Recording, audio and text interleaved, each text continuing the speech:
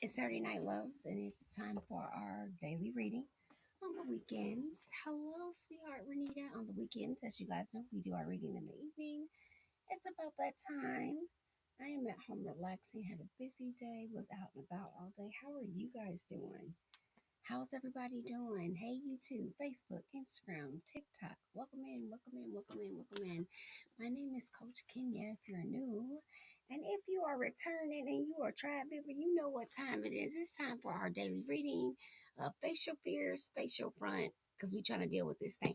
Hey, beautiful Cheryl, how are you doing, my love? Do you have any questions or anything? Make sure you reach out if you do. Please feel free to connect. If you can't find the links, you let me know.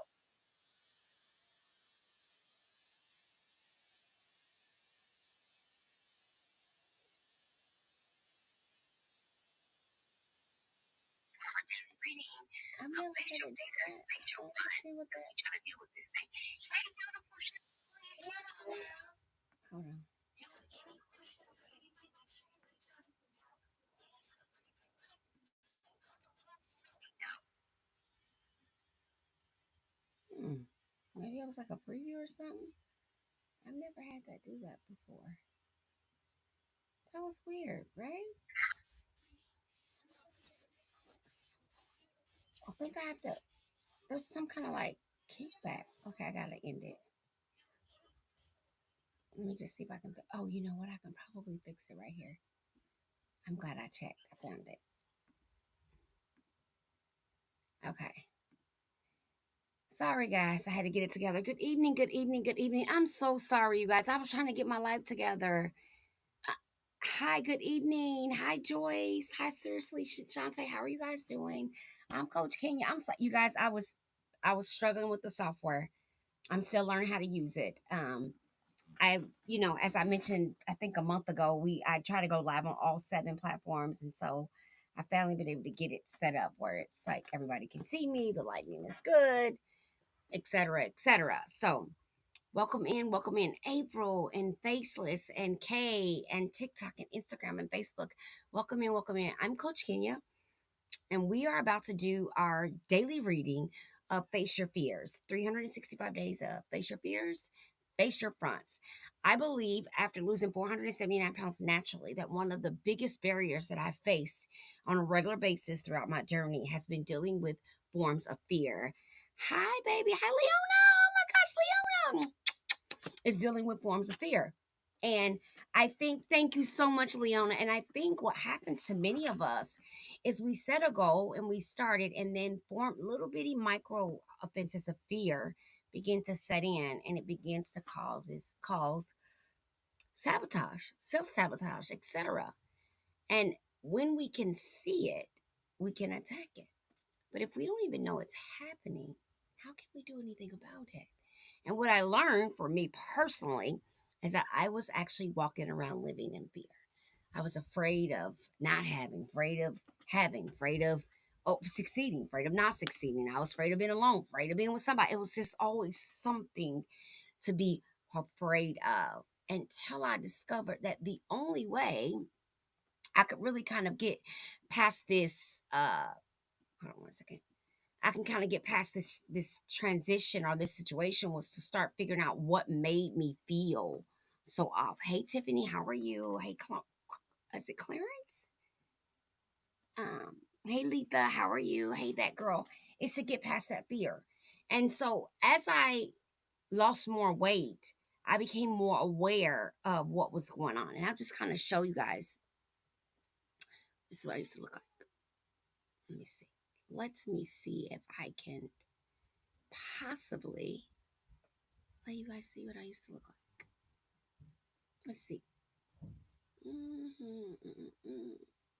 My bad. Let's see here. Okay, so this used to be me. This because some people are like, what are you? Well, what is? Okay, so that used to be me. So as you can see, I'm speaking from experience.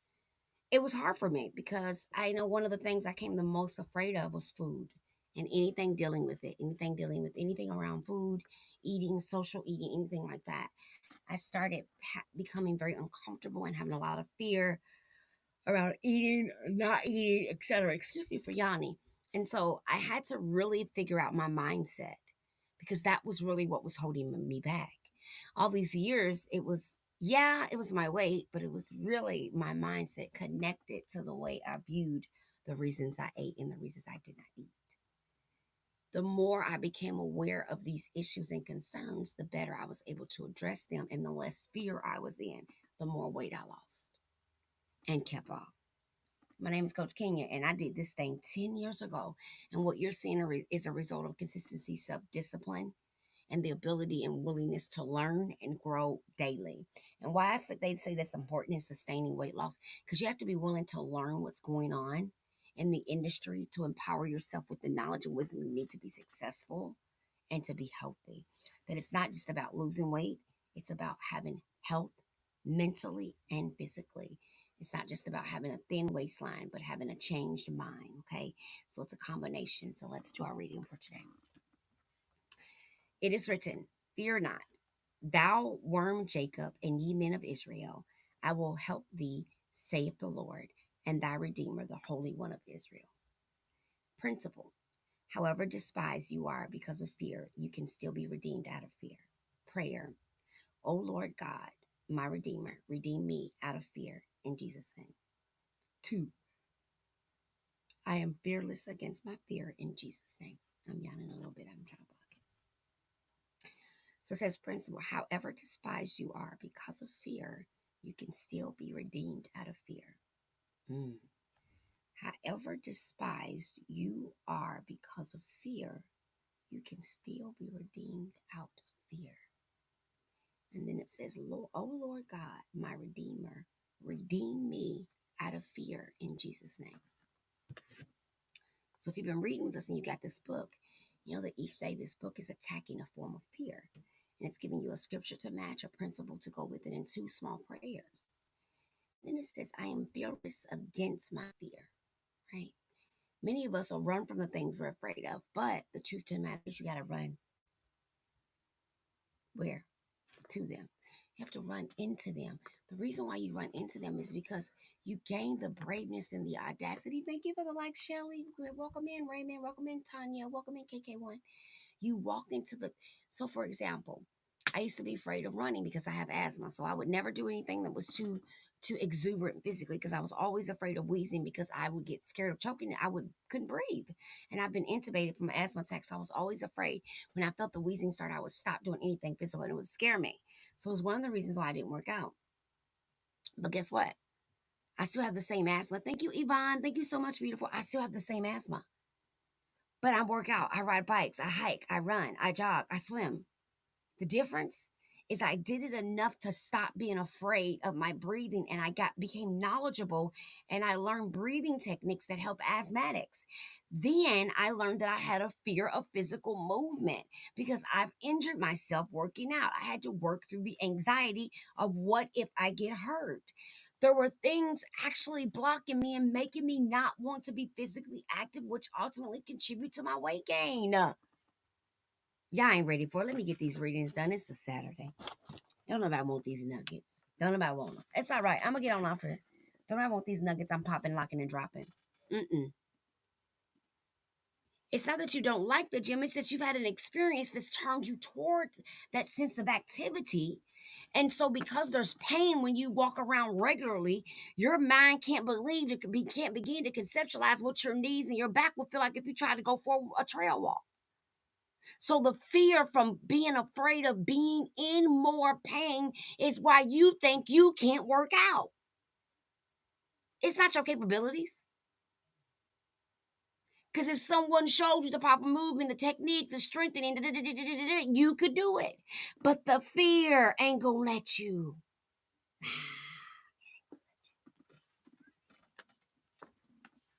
February the 1st, welcome to February. We made it, Yvonne. We made it, Yvonne. Sharita, we made it, Yvonne. Sharita, we made it to February. Hey, we made it to February. Y'all know somebody didn't make it, right? Y'all did see that plane in the river. They had no idea. That's why every day, babies, Every day, babies, you got to show up strong and willing to leave your print on that day. Don't wait till tomorrow. Leave your print on today so that shall there be. Yes, that is a picture of me, beautiful Karen. Shall there be a day that there is no you? You have left your imprint on that day. Tomorrow may be too late. Tomorrow may be too late. Tomorrow may be too late. Give all you've got to each day. Don't live substandard. Don't. I used to live under the radar. I was really successful early on in my life. I made a lot of money, had a lot of things. And so I lived under the radar of things. As long as I had a nice purse, I had the name brand purse, the name brand shoes, the name brand car, the nice house. I lived under the radar of brand name and success. I didn't want you to see that I was in pain, suffering from depression, fighting suicidal ideation, suffocating in my body, in chronic pain, fighting a terminal illness, in an abusive marriage with no children because they've all died. See, I've been through some things, but I was buried under the residue of my circumstances. And then I was hiding under the radar of my materialistic belongings. See, there's a funny thing about us strong Black women. We can be so successful in the eyes of our adversity that we will become financially successful before we're fully healed. So we'll get caught up in the things instead of the things. And we'll be walking around from a Honda to a Range Rover, but our mindset is still a Honda. We'll be living in the mansion, but our mindset is still a trap house. See, some of us are rising up, but we ain't willing to reach down and heal nothing. We walking around bitter and broken with money, baby. It don't change your aggression and anger of the beat body, the left men that done left you abandoned with the children. You still mad you raised by yourself, and you thought having a Range Rover and a business gonna take the pain away. That's not how that works. I've tried it. Yeah, I tried it. It didn't work well. You see, I had to see beyond the Mercedes and the 57 name brand bags totaling approximately $200,000. I had to see past the big, expensive 10-carat diamond ring from a lowly old girl like me who ain't come from much, you see. Um, I had to realize that those things were cute until they weren't cute. You know, that wedding ring didn't stop me from my husband from finding another woman when I was laying on my deathbed. See, that's what I mean by the residue. Good morning, good evening, grandmother. It didn't stop that from happening, you know. Neither did the fully loaded Mercedes Benz SUV. It didn't stop me from dying and ending up in hospice. The coaches and the Italian bags and the closet full of tennis shoes in which I could only wear one pair at a time, one outfit at a time actually as well, but never mind, or shall I digress on that one. What I'll say is somewhere along the line, Caroline, I figured out that no matter how much stuff I obtained, if I did not get with this thing that was swimming around in my head called my life, I was just going to end up big again. You see, I was going to be 592 pounds and down 579, and I was going to climb right back up the mountain in which I've climbed down. Because, see, my issue was in my mind, not in my body. See, my stomach never ate a meal without my participation, nor did my hands pick up anything without my thoughts. So since I've discovered that I am the culprit of this thing I'm driving, this body I'm living in, I've discovered that I am the chief and sergeant in charge. That the primary issue here is me. Thank you guys for the gifts. I discovered along this way of 10 years that the issue, all those years of yo-yo dieting and laxatives and purging and binging and eating disorder diagnosis and treatment facilities as a child. Hi, Jackie, how are you? I soon discovered that The thing is, it didn't matter how skinny I got because my moral defect was in mm, my brain. You see, what was wrong with me was not them. Thank you, thank you, thank you, thank you. What was wrong with me? I thought it was them. I thought it was it. See, I needed my weight to be my PCOS. I needed it to be the endometriosis. I needed to be the lupus, the antiphospholipid. I needed to be factor 5 and factor 7. I needed it to be the miscarriages. I needed to be the stillborns. I needed it to be all of those things. I needed my thyroid with a large tumor on it to be the reason. I needed the people that had hurt my feelings to be a reason. I needed the man that take my sense of innocence at 12. I needed that to be the reason. I needed my mom that abandoned and neglected me. See, I needed her to be the reason. And then that family that didn't protect me, I needed them to be the reason. And then that husband that beat me, I needed him to be a reason. And then that job that rejected me, I needed them to be the reason. See, I can go back through my entire life and give you a reason why I have a right to be 592 pounds. And then I can tell you about the grace of God and forgiveness and healing and wholeness and seeking and searching and finding and willingness. I can talk to you about growth and love and understanding and looking at the problem from a different set of eyes.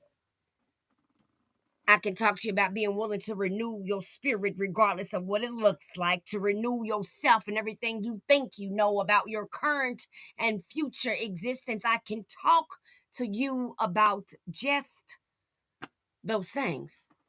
Um, I can talk to you about those things because those are my real things. Those are not stories I'm telling you of someone else. They're not a client story. They're my stories. They're not my sister's stories. They're my stories. They're my truth. They're my reasons why I would eat, cheat, lie, and steal to get food. They're my reasons why I hid and ate in private. They're my reasons why you didn't know why I was eating again, but I did. They're my reasons why I am okay with climbing in the bed with a plate of food and a blanket because there's some type of comfort in that bed with that bag of food and that blanket up to about your rear.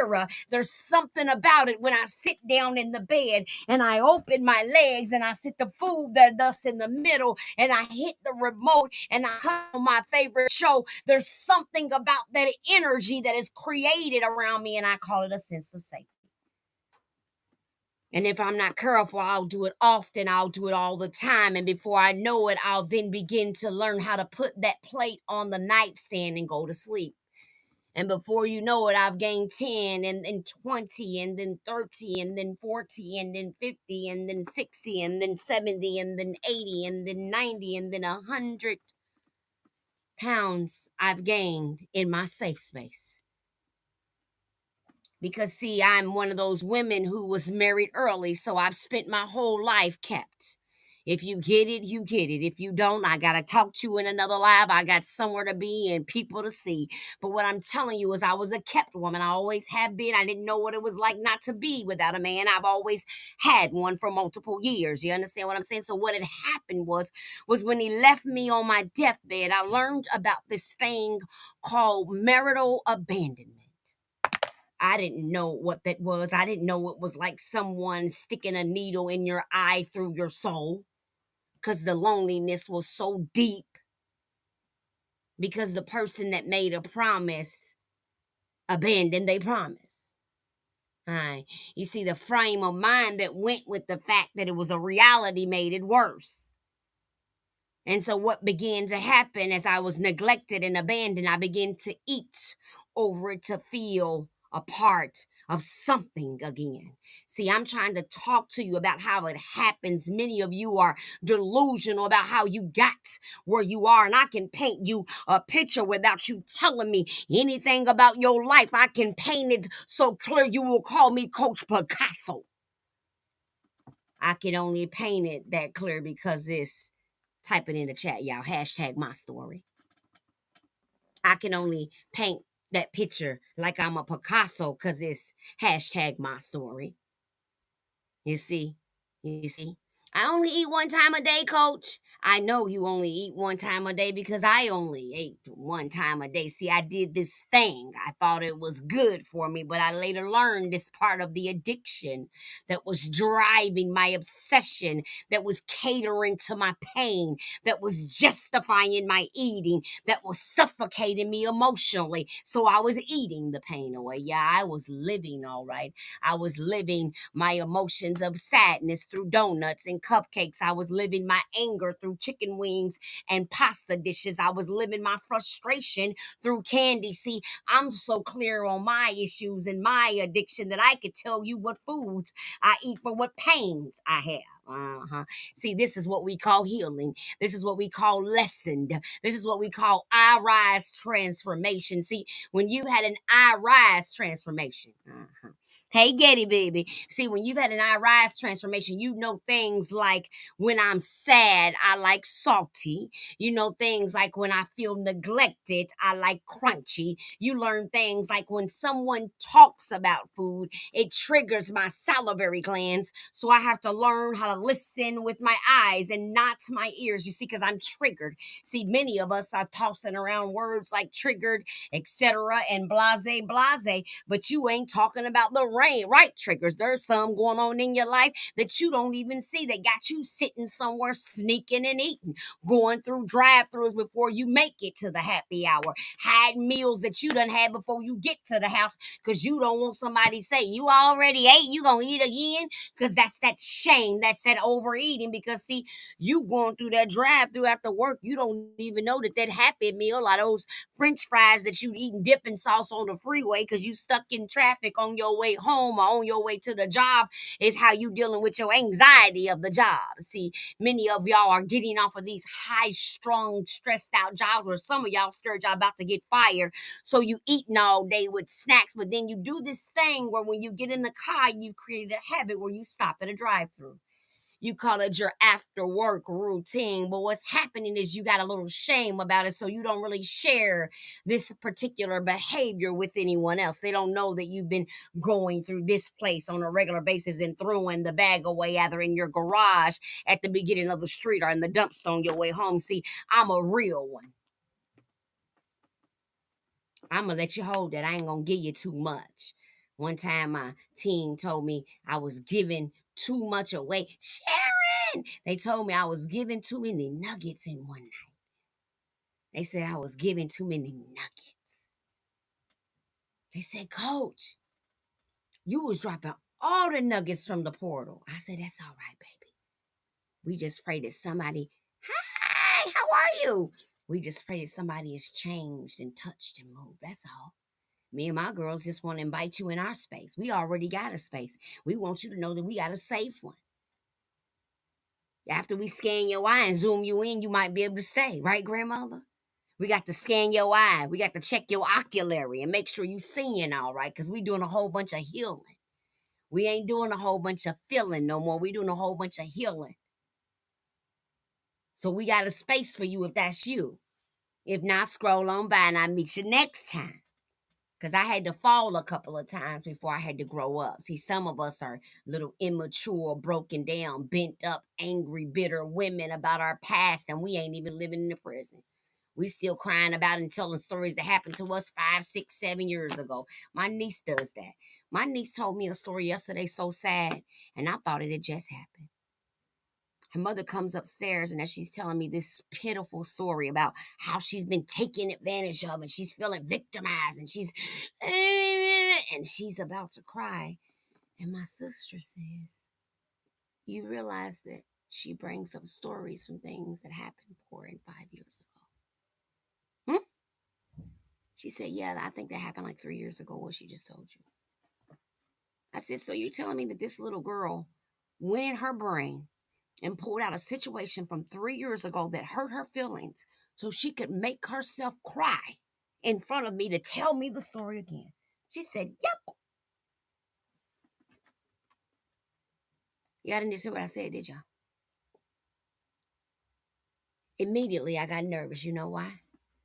Because I used to do the craziest things like that. See, I would tell people my pain points. they would know all the pain of my life, none of the good, because I didn't know how to communicate outside of being a victim. I didn't know how to introduce myself to people outside of selling them and telling them my traumatic life story. See, some of us don't even know we do it. We don't even realize that we're walking forward into every single room as the domestic violence beat up person. And nothing is wrong with our journey. That is my story. But what I don't want people to do is be pity on me before they get to meet me. Did you hear what I just said? Did y'all hear what I just said? Pick it up now, because some of y'all be getting offended, think I'm talking about domestic violence and all of that. That's not what I said. What I told you is that if we don't get healing from what happened to us, we'll be living in the emotions of the situation and not know it. Did you catch it? I just told you what I used to do. When you met me, you would ask me where I'm from and where's my family, and what you would hear about my family is all the bad things that happened to me. But my family's some hardworking, strong women. They done raised some good kids, college graduates, bought homes, have been at their jobs, some of my siblings and cousins, for 20 and 30 years since we were in high school. See, those are the stories I choose to tell about my family now, because that's real healing. I want the best for them. I pray for them regularly, because what I've discovered is me holding on to what I think they done to me is about me. See, I think they done a certain thing and they think they done a certain thing. And the thing is, if we sat down 50 times over and talked about it, we're never going to agree on what they did to me and what I think I did to them. And what I've learned, that there's everybody has a version to a story, and my story, my version, catch this, because somebody needs to hear this about their journey right now. And they're trying to heal, and they're holding on to why somebody won't forget. Tell them they sorry or something. Listen, your story in the situation that you are in right now, the person you are trying to convince to see your way is not going to. The reason why, let me tell you about behavior in situations. The reason why they can't see it the way you see it is because you're not them and they're not you. You need to understand that when things are happening, each person is internalizing and interpreting that information based on who they are. That is why no matter what you see, when a person wants to see something is wrong, they can stand on it no matter how many times you paint the right picture. It's because in their mind, in their life, in their belief system, it's wrong. It doesn't matter what you believe. That is why you can have a situation happen and it can be recorded. And the person you have the situation with will have a totally different story because it happened to them. Your version is your version. My version is my version, which means if I write a book, that book is my version, which means if you meet my family, they're going to tell you my book is a lie. Why will my book be a lie? Because it's my interpretation of what happened to me. Do y'all understand that? Do y'all understand? You know what? Let me just finish reading. February 1st. Let me get these glasses though. Hi, Sylvia. How are you? Hi, Ken. Oh, Lord. Them is. Oh, wait. Y'all. These glasses is so dirty. Let me try to find a pair where I can actually physically see. Don't worry. I got about 10 of them right here. Them. Jimmy is dirty, honey. Jimmy Choo Choo. He got, look what's, he got. Jimmy dirty. I can't see out them thing. All right, here we go. February 1st. Hold on. Oh, my nose is about to run. Okay. February 1st. Transcend your limitations. Okay. Transcend your. Thank you guys so much for the love. Thank you for the likes. Thank you for the taps. Okay, here we go. Y'all know y'all can ask me questions about my weight loss and wellness journey, or you can click the lead form. I do have a lead form. Please share the live. I usually don't ask for any of that, but they keep popping up a thing on the screen saying ask your viewers to share the live. So please share the live. There you go. I ask y'all. Okay, February 1st. Transcend your limitations. All right, are we ready? This is Melanie Beatty. You're free now, free to take the journey of a lifetime, free to experience life in its newness, in its freshness, its magic in a way you never have before. The only limitation you are, The only limitations are on you are the ones you place on yourself. The only limitations, hi Shan Shan, the only limitations on you are the ones you've placed on yourself. The only limitation, I can't see the comments. I'm trying to see these comments. The only limitation, I'm gonna say it again. I'm loving this. I'm really, literally, like, really, like, loving right now. Esther, I found you. Okay, Esther, I see your comments now. I'm gonna read that again because that was deep. The only limitation, because remember, many used to say, "Oh, I can't lose the weight. I can't get it off. I can't stay consistent enough. I can't do it." The only limitation, and I've been saying this: motivation gets you started, willingness keep you going. I can motivate you with my story of coming from my deathbed, being paralyzed every single day, because I come live every single day. I can motivate you every single day, but are you going to have the willingness that you need to stay in the game? Willingness keeps me going. What will you require to keep you going? It says the only limitation on you are the ones you place on yourself, period. Your prison has been of your own making. Oh, she's being trifling with it. Your prison is of your own making. Your prison is of your own making. Don't blame or chastise yourself. Life has created certain challenges for you, but the purpose hasn't been to imprison you. Oh, how many of you know that you've allowed your circumstances and challenges of your life to imprison you? How many know that you live under the radar because of previous pains, previous failed situations, previous failed relationships? How many of you have sworn off marriage or relationships or friendships with people because of the pain from a past relationship or friendship? How many people have swore they'll never go back somewhere because they had a bad experience one time, never giving it another try, not knowing if your blessing is there or not? Talk to me, drop a gift, tap a like, let me know you're here, let me know you hear me, let me know you see me. It further says, the purpose has been to set you free, to provide you with lessons, experiences, circumstances that will trigger your growth and healing. Life has been provoking, promoting, urging you to grow, stretch, heal, learn. Life has been trying to break you out of prison. Esther, Queen, Queen, I'm gonna go back to that. The purpose has been to set you free. See, y'all, some of y'all need to be tapping this like button. Y'all sitting here crying and praying on your knees every night, baby. Listen to how simple that was. You've been asking God, listen, the only limitation on you are the ones you placed on yourself. Your prison has been of your own making. Don't blame or chastise yourself. Life has created certain challenges for you, but the purpose hasn't been to imprison you. The purpose has been to set you free, to provide you with lessons, experiences, circumstances that will trigger your growth and healing. Life has been provoking, promoting, urging you to grow, stretch, learn, heal. Life has been trying to break you out of prison.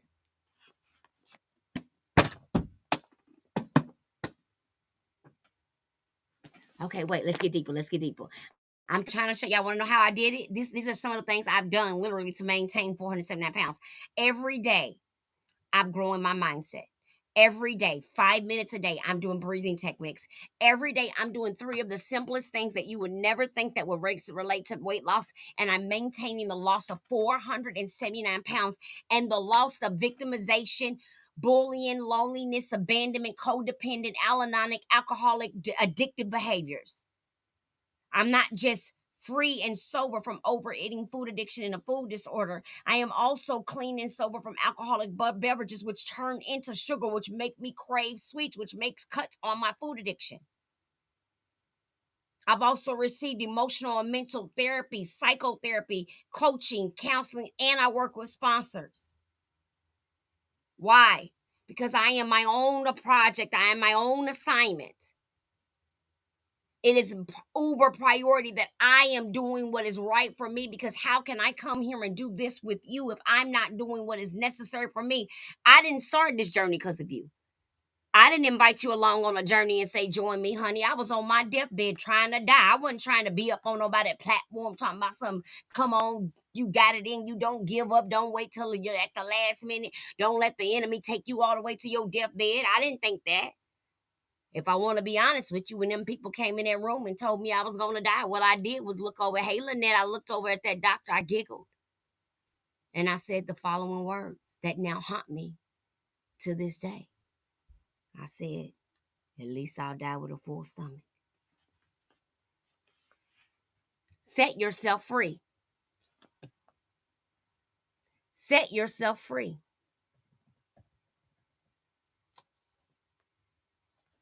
Let yourself go on a journey of love. Take notes. Be present. Experience. Learn. Love. Laugh. And cry when you need to. Rest when you're tired. Take a flashlight to help you see in the dark. But most of all, take yourself and go. Transcend your limitations. You know, some days when I'm done reading, it's not really this much discussion left for us because the reading itself is so impactful and so powerful that there's really not much feedback for me. Esther said me all the way. So what I want to do now is just kind of open the floor up to all the platforms. I'm checking for comments, my loves, and to all the platforms, and we're now open for questions.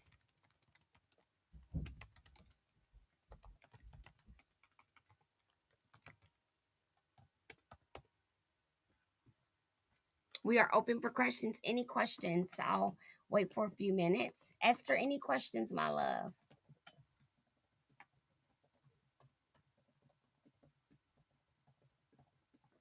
I'm just going through and responding. Thanks for sharing, Simply Christian. You need to hear this. Amen, Crystal. I'm so glad you were able to tune in with me. Let me make sure I'm following you, beautiful, so you can get notifications followed and done. Cheryl is so glad to see you. Cheryl, what can I do for you, love? I know you're super busy and you're always working, so I work with multiple coaches, so I'll work around your time. Don't feel any type of way. You just let me know. You know, it's about 80 y'all on my team.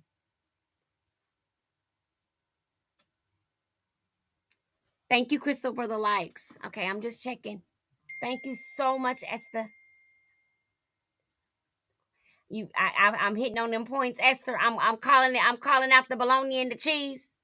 I'm calling out. Esther says, not at this point. I just know you have hit the crucial point. You know, sometimes when we're really working really hard, welcome into my team members, welcome in, Cassie, good to see you.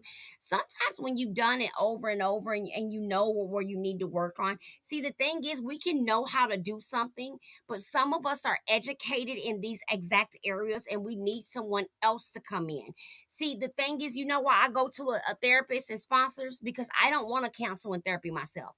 Yes, I am a weight loss guru. I can almost help any man or woman, child lose weight. I mean, I work with kids. I have people's kids under me. I've been doing this for years. I actually my youngest child was 8. So I've been doing this for a long time, right? What I'm trying to tell you is I am not my expert. I have an expert that I go to in every area. I have to have that, right? So what happens is I work with other coaches. Coaches come with me. I actually have a lot of coaches, therapists. I have 2 psychiatrists. I have a doctor, a lawyer. All the people who have real problems with food, guys. You're not crazy if this is hitting on the head for you and you're like, why does this make sense for me and my food? It's okay. It just means that you have one of the forms of certain type of obesity. So yes, there's people that gained a few weights from illnesses, from lifestyles, and they can lose that weight. They might be able to take it. They might need to lose 60 pounds and they're good. They might lose 100 pounds and they're good. I'm talking to my babies that keep losing the same 250 pounds over and over. I'm talking to my baby that keep losing the same 80 pounds over and over. I'm talking to my women who've really been through the thing. I'm not talking to my woman who's been through this thing one time and don't really got no issues. Now I'm talking to my baby that's really been out. I'm talking to my baby that's already had the surgery. I'm talking to my baby that's struggling on the shot. I'm talking to my baby that's doing it natural and she's suffocating herself because it's so restrictive. Them is the babies I'm talking to. I'm not saying I don't work with the other babies. I'm saying that I specialize in the ones of us that look like I looked, that sound like I sound. That's what I specialize in. Everybody ain't got what we got. And I say we because it's more of us than y'all would ever imagine. See, y'all sitting around here worried about crack. Y'all better worry about us food addicts.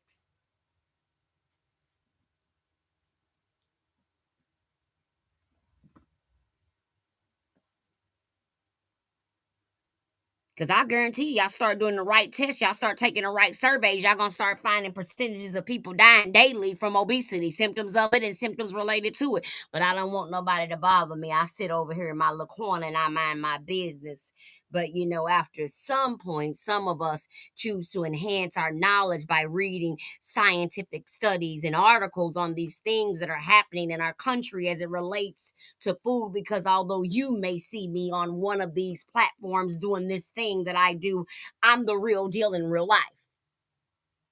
And I'm invested into this thing. I'm really committed to understanding how to set men and women free from emotional obesity. The reason why the surgery didn't correct it all, because your emotions are connected to why you chew. And many of us have a thing called an addiction to satiation, which means we are addicted to chewing and the sensation that our brain receives from doing it over and over, which is why those of you have lost hundreds of pounds and have that surgery. That's why you sitting around sucking on candy and chewing bubble gum and eating ice. And when you're not eating ice or chewing bubble gum or eating candy, you chewing on the tip of that ink pen, my friend, just like a little baby. A baby sucks on a pacifier because the suction of the pacifier is soothing to their soul, which is why they stop crying. You sitting around chewing on ink pen tops, little girl, little boy, it's the same thing. No offense. I'm helping you identify. Don't get offended. Get knowledgeable. That is why you can catch yourself chewing on something by accident. You will have somebody else's ink pen, and before you know it, you on the pen. That's for those of us that have lost weight and now we sitting around chewing gum every day, all day, because it keeps us from eating. Sweetheart, you've only ran from one obsession to the other. You were overeating snacks, now you're overeating what you call sugar-free gum, but you forgot all the other ingredients in the gum that you can become addicted to, which is in the other processed foods. Okay, I don't want to educate nobody. Y'all have a good night. I did all I can do. I'm gonna do my squats. That's what I'm about to do now. I'm gonna do my squats. We do 100 squats a day, and these girls be on my head about these squats. You understand what I'm saying? They be doing these squats, so they be on my neck about them, and I don't need them on my neck about these 100 squats, because I can do 100 squats. You know what I'm saying? I know I'm old, but I can do 100 squats. You see what I'm saying? Now there was a time when my big back and my chunky thighs can do it. Now what I'm saying is my knees used to have two baby toddlers hanging on the end of them. You see what I'm saying? My knees was the size of a little baby toddler. And so, no, I couldn't squat when my knees looked like I had two toddlers hanging on the side of them. You understand what I'm saying? No, I wasn't able to squat, but I thank God that after consistently starting with high knees, hello to all my ladies with back problems and knee problems that claim you can't exercise.